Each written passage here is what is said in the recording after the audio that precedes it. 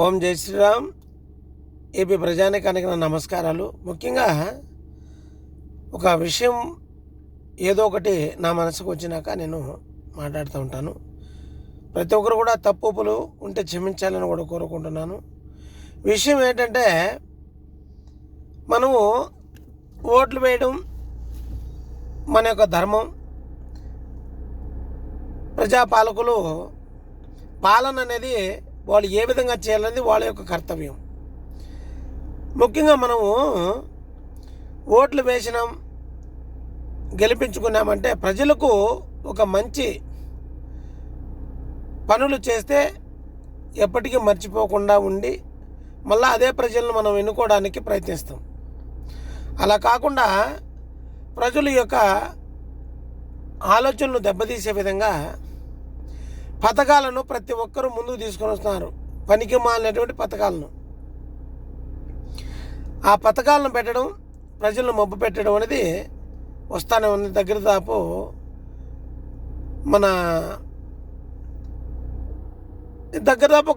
ఒక 10-15 సంవత్సరాల నుంచి వస్తూనే ఉన్నాయి ఈ పథకాలు. పథకాలు పక్కన పెడితే ప్రజలకు అనగా రైతులకు, విద్యార్థినులకు, వికలాంగులకు, అంటే ఎవరైనా కావచ్చు, వికలాంగులు, గుడ్డివాళ్ళు, కుంటివాళ్ళు, మూగివాళ్ళు ఎవరైనా కావచ్చు, ఇలాంటి వాళ్లకు, ఏ తోడు లేకుండా భర్త లేని వాళ్లకు, బీద కుటుంబాలకు ఏ పథకాలు తీసుకొచ్చినారు, ఏ గవర్నమెంట్ అయినా చెప్పాలి. ఏ గవర్నమెంట్ అయినా కూడా కావచ్చు, ముందు ఉన్నటువంటి గవర్నమెంట్ కావచ్చు, ఈ గవర్నమెంట్ కావచ్చు, ఈ పథకాలు ప్రజలకు ఏ విధంగా మేలు చేస్తాయనే పథకాలను మాత్రం తీసుకొని వచ్చి ప్రజలను బాగుపరిచి రాష్ట్రాన్ని బాగుపరుచుకుంటే మనకెవరితో ఇబ్బంది లేకుండా పోతుంది అనుకుంటే, ఇప్పుడు కూడా మన పిల్లలు బెంగళూరు, చెన్నై, హైదరాబాదో లేకపోతే కలకత్తానో ఎక్కడెక్కడో వాళ్ళ బాధలు, వాళ్ళ ఇబ్బందులు పడుతూనే ఉన్నారు. ఎందుకంటే ఉద్యోగాల కోసానికి. ఇప్పుడు మన బిడ్డలు చదువు పాస్ అవుతానే, 10th క్లాస్ పాస్ అవుతానే గవర్నమెంట్ స్కూల్లో చదివిన పిల్లోళ్ళకు మంచి మార్కులు వస్తున్నాయి. 500 అబవ్ 500 పైన వస్తూ ఉన్నాయి. మంచిదే, వాళ్ళు కష్టపడి చదువుతూ ఉన్నారు. అదే ప్రైవేట్ స్కూల్లో వచ్చిన వాళ్ళకు మాత్రము వాళ్ళకు మంచి మార్కులే వస్తూ ఉన్నాయి.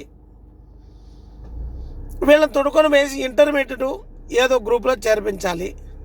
ఇంటర్మీడియట్ గ్రూప్ చేర్పించాలంటే ప్రైవేట్ వ్యవస్థలు ఎక్కువైపోయినాయి, కార్పొరేట్ వ్యవస్థలు ఎక్కువైపోయినాయి. ఈ ప్రైవేట్ స్కూళ్ళు కాలేజీలను ముందుపు గవర్నమెంట్ కావచ్చు, ఈ గవర్నమెంట్ కావచ్చు, ఎవరైనా క్వశ్చన్ వేశారా ఏదని? మనకు 25% బీదలకు ఏ కాలేజీలైనా కూడా మనకు మినహాయింపు ఉండాలన్నమాట. అది ఎవరైనా మాట్లాడాలా, లేదా మనం మాట్లాడాలన్నా, గవర్నమెంట్ మాట్లాడాలన్నా? దయించి గవర్నమెంట్ అనేది 25% మన పేద ప్రజలకు అనేది కేటాయింపు ఉండాలన్నమాట. ప్రతి ఒక్క కాలేజీలో, ప్రైవేట్ కాలేజీలో ఎక్కడ ఇస్తూ ఉన్నారు వాళ్ళు? ప్రతి ఒక్క సీటు కూడా అమ్ముకుంటూ ఉన్నారు. ఎంతకని మరి? 2 లక్షలు కాలేజీ ఫీజు వచ్చేసి 1,90,000, 1,80,000 అని చెప్తూ ఉన్నారు. అదే గవర్నమెంట్ కాలేజీలను డెవలప్ చేస్తే ఎందుకు మన పిల్లలు బాగుపడరు? దయించి ఆలోచన చేయండి.